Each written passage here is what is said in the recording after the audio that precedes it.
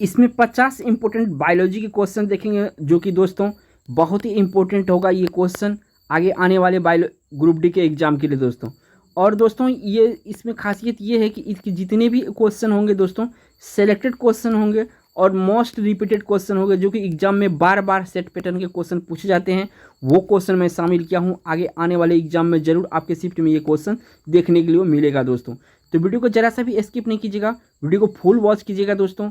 आपको 50 क्वेश्चन ऐसे क्वेश्चन मिलेंगे जो कि एग्जाम में आपको निश्चित सफलता दिलाएंगे। चलते हैं पहला क्वेश्चन पर दोस्तों। पहला क्वेश्चन में दोस्तों आपसे पूछा जा रहा है, पशुओं में हीमोग्लोबिन के सदृश पौधे में कौन सा अणु होता है। यानी पशुओं में हीमोग्लोबिन के सदृश पौधे में कौन सा अणु होता है, ये पूछा जा रहा है। 4 ऑप्शन है आपके सामने, आपको राइट आंसर फाइंड करना है दोस्तों। तो इस क्वेश्चन का राइट आंसर है दोस्तों क्लोरोफिल। क्या होता है पौधों में? क्लोरोफिल होता है पशुओं के सदृश। नेक्स्ट क्वेश्चन पर चलते हैं। नेक्स्ट क्वेश्चन में दोस्तों आपसे पूछा जा रहा है, बौने पौधे को किसके अनुप्रयोग से लंबा किया जा सकता है। लंबा कौन से किसके अनुप्रयोग से किया जाता है दोस्तों? तो ये ऑप्शन ए है दोस्तों, जिब्रेलिन्स जो है इसके अनुप्रयोग से पौधे को लंबा किया जा सकता है बोने से। नेक्स्ट क्वेश्चन 3 नंबर पर चलते हैं। 3 नंबर क्वेश्चन में दोस्तों आपसे पूछा जा रहा है, पौधे में पत्ते के पृष्ठ पर पाए जाने वाले लघु छिद्रों का नाम क्या है। पौधे में पत्ते के पृष्ठ पर जो पाए जाने वाला छोटा छोटा छिद्र होता है उसको क्या कहते हैं? तो दोस्तों उसको हम क्या कहते हैं? रंध्र कहते हैं। यानी बी ऑप्शन इस क्वेश्चन का सही है। बढ़ते हैं 4 नंबर क्वेश्चन पर। नेक्स्ट क्वेश्चन दोस्तों 4 नंबर है, इसमें आपसे पूछा जा रहा है, जिस रूप में पौधे नाइट्रोजन प्राप्त करता है वो है क्या है, वो आपको बताना है। तो दोस्तों पौधे जो नाइट्रोजन प्राप्त करता है वो नाइट्रेट के रूप में करता है, यानी यहाँ पे बी ऑप्शन सही है। बढ़ते हैं नेक्स्ट 5 नंबर क्वेश्चन पर। नेक्स्ट क्वेश्चन दोस्तों पूछा जा रहा है आपसे, स्पर्श करने पर छुई मुई की पौधे पत्तियां मुरझा जाती है। क्यों मुरझा जाती है छुई मुई की पत्ती? तो इसको राइट आंसर आपको देना है। तो 4 ऑप्शन आपके सामने। तो देखिए इसका राइट आंसर, स्पर्श करने पर जो छुई मुई की पौधे पत्तियां मुरझा जाती है, पर्णधार की स्फीति दाब बदल जाती है, इसी कारण से जो है छुई मुई की पत्तियां मुरझा जाती है, यानी बी ऑप्शन सही है इस क्वेश्चन का। बढ़ते हैं 6 नंबर क्वेश्चन पर। नेक्स्ट क्वेश्चन में दोस्तों आपसे पूछा गया 6 नंबर में, ऑक्सेनोमीटर का प्रयोग होता है किसमें होता है? तो ये पौधे की वृद्धि मापने में होता है दोस्तों। इस क्वेश्चन का राइट आंसर बी ऑप्शन है। बढ़ते हैं 7 नंबर क्वेश्चन पर। 7 नंबर क्वेश्चन में दोस्तों आपसे पूछा जा रहा है, पौधों की लंबाई में वृद्धि के लिए आवश्यक है। पौधों में लंबाई के लिए क्या आवश्यक है, कौन सा तत्व, ये बताना है आपको। तो यहाँ पौधों की लंबाई के लिए सोडियम की आवश्यक है दोस्तों, यहाँ पे ए ऑप्शन सही है। बढ़ते हैं नेक्स्ट क्वेश्चन दोस्तों 8 नंबर का है। 8 नंबर क्वेश्चन में दोस्तों आपसे पूछा जा रहा है, बाह्य उद्दीपनों द्वारा प्रेरित पादप गति कहलाती है। ये गति जो है पादप में क्या कहलाती है, ये आपको बताना है। 4 ऑप्शन आपके सामने, आपको राइट आंसर देना है। तो उस गति को दोस्तों कंपानुकुंचन गति कहते हैं। कौन सा गति कहते हैं? कंपानुकुंचन गति कहते हैं, यानी सी ऑप्शन सही है। बढ़ते हैं 9 नंबर क्वेश्चन पर। 9 नंबर क्वेश्चन में दोस्तों आपसे पूछा गया है कि पादप रोगों का सबसे उत्तरदायी कारक कौन है। जो कौन है सब पौधों में सबसे ज़्यादा जो है कि रोग होता है। तो ये दोस्तों इस क्वेश्चन का जो राइट आंसर है, फूफन जो होता है पौधों में सबसे ज़्यादा रोग का कारक होता है, यानी ए ऑप्शन सही है। बढ़ते हैं 10 नंबर क्वेश्चन पर। 10 नंबर क्वेश्चन में दोस्तों आपसे पूछा जा रहा है, नींबू का डाईबैक रोग का कारण क्या होता है। जो नींबू का डाईबैक रोग होता है ये किसके कारण से होता है, ये आपसे पूछा जा रहा है दोस्तों। तो इस क्वेश्चन का राइट आंसर होगा दोस्तों, तांबा की कमी से जो होता है नींबू में क्या कौन सा रोग होता है, डाईबैक रोग होता है। बढ़ते हैं 11 नंबर क्वेश्चन पर। 11 नंबर क्वेश्चन में आपसे पूछा गया है कि हरित बाली रोग किस फसल से संबंधित है। ये हरित बाली रोग जो है किस फसल से संबंधित है? तो दोस्तों ये सरसों के फसल से संबंधित है, यानी ए ऑप्शन यहाँ पर सही होगा। बढ़ते हैं 12 नंबर क्वेश्चन पर। 12 नंबर क्वेश्चन में दोस्तों पूछा जा रहा है आपसे, चाय में लाल रस्ट रोग किसके कारण से होता है। यानी चाय में जो लाल रस्ट रोग होता है किसके कारण से दोस्तों? तो दोस्तों ये जो होता है आपका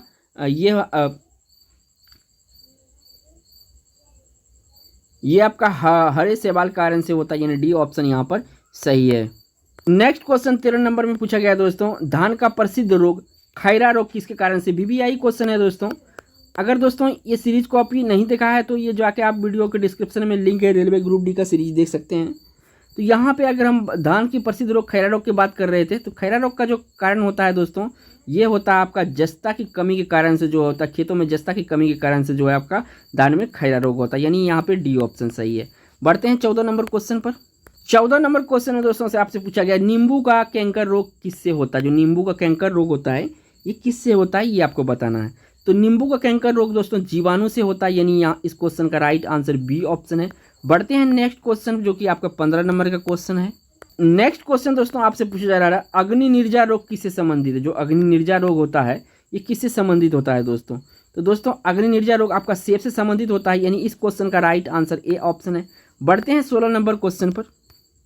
16 नंबर क्वेश्चन दोस्तों पूछा जा रहा है आपसे मीली बग किस फसल से संबंधित है। ये मीली बग जो है दोस्तों किससे संबंधित है, जल्दी से राइट आंसर आप फाइंड कीजिए। तो मीली बग जो है दोस्तों आपका गेहूं से संबंधित है। किससे संबंधित है, गेहूं से संबंधित, यानी कि यहाँ पे बी ऑप्शन सही है। बढ़ते हैं 17 नंबर क्वेश्चन पर।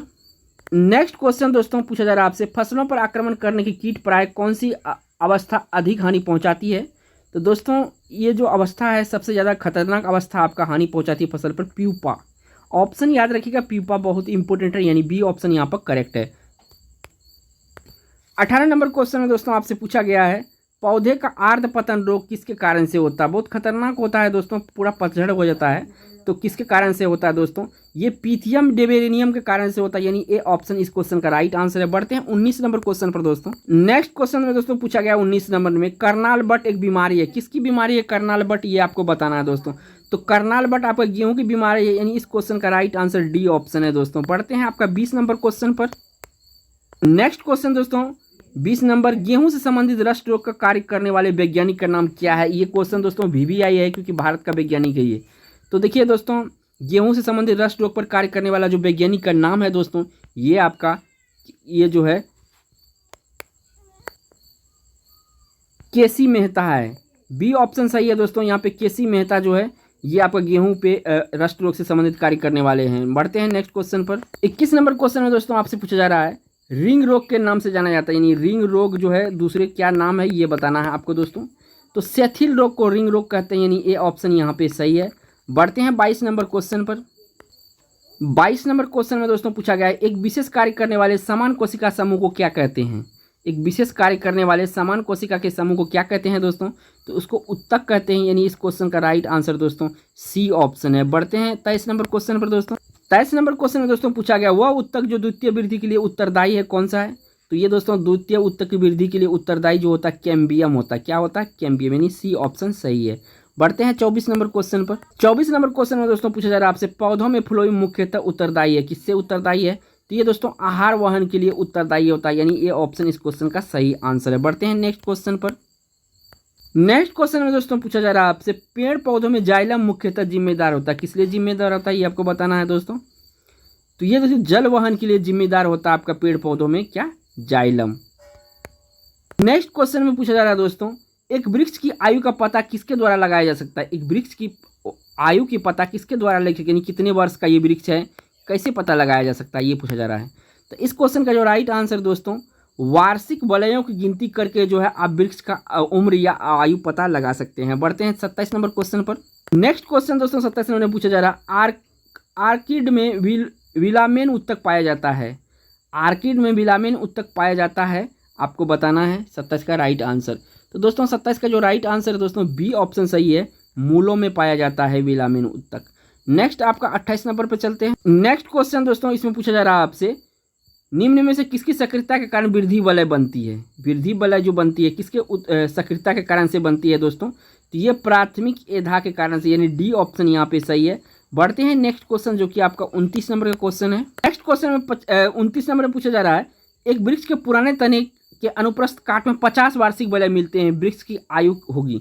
तो सिंपल सी बात है दोस्तों, पहले वाले क्वेश्चन में डिस्कस किया हुआ, तो एक वर्ष में एक वलय, तो यहाँ सी ऑप्शन सही होगा 50 वर्ष, यानी सी ऑप्शन इस क्वेश्चन का राइट आंसर है। बढ़ते हैं 30 नंबर क्वेश्चन पर। नेक्स्ट क्वेश्चन दोस्तों 30 नंबर में पूछा जा रहा है किसी पौधे के तने के घेरे को बढ़ाने के लिए निम्नलिखित में से कौन सा उत्तक उत्तरदायी होता है।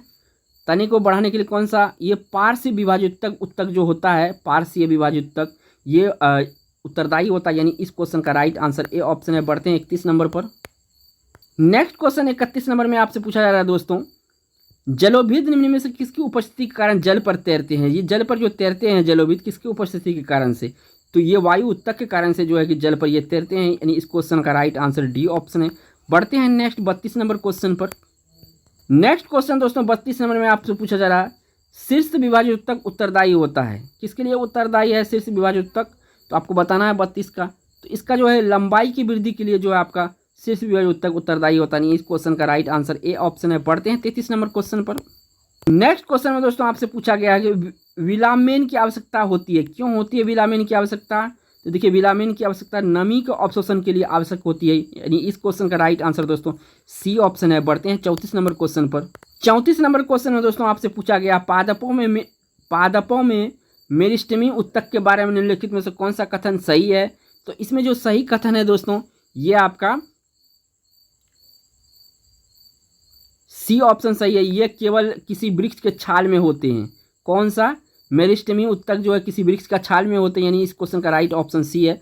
बढ़ते हैं 35 नंबर क्वेश्चन पर। नेक्स्ट क्वेश्चन में दोस्तों आपसे पूछा गया है कि वाणिज्यिक मूल वाला कौर किससे प्राप्त होता है? जो वाणिज्यिक मूल वाला उत्तक है किससे प्राप्त होता है दोस्तों? तो ये दोस्तों आपका जो प्राप्त होता है साइकस से होता है, यानी बी ऑप्शन इस क्वेश्चन का राइट आंसर है।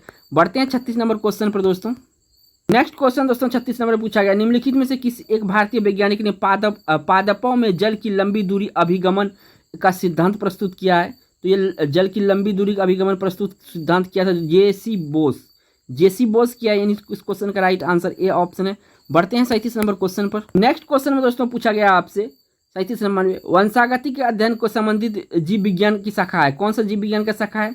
तो देखिए वंशागति जो है दोस्तों ये आनुवांशिकी विज्ञान का शाखा है, यानी इस क्वेश्चन का राइट ऑप्शन आपका सी ऑप्शन है। बढ़ते हैं 38 नंबर क्वेश्चन पर। नेक्स्ट क्वेश्चन दोस्तों पूछा जा रहा है आपसे, बायोलॉजी से इंपॉर्टेंट क्वेश्चन है ग्रुप डी एग्जाम के लिए। आनुवांशिकी के जनक कौन है या आनुवांशिकी जनक के वैज्ञानिक कौन है, ये पूछा गया दोस्तों। 4 ऑप्शन आपके सामने। देखिए आनुवांशिकी के जनक किसको कहे जाते हैं? ये कहे जाते हैं ग्रेगर मेंडल को। किसको कहे जाते हैं? ग्रेगर मेंडल को, यानी सी ऑप्शन सही है। बढ़ते हैं 39 नंबर क्वेश्चन। नेक्स्ट क्वेश्चन में दोस्तों पूछा जा रहा है जीन शब्द का प्रयोग सबसे पहले किसने किया था? जीन शब्द का प्रयोग सबसे पहले किसने किया था? तो जीन शब्द का सबसे पहले प्रयोग जो किया था दोस्तों ये जोहानसन किया था, यानी इस क्वेश्चन का राइट ऑप्शन आपका दोस्तों डी ऑप्शन है। बढ़ते हैं नेक्स्ट क्वेश्चन आपका 40 नंबर पर। नेक्स्ट क्वेश्चन दोस्तों पूछा जा रहा है आपसे 40 नंबर में, मेंडल ने किस पौधे पर संकर प्रयोग किया था?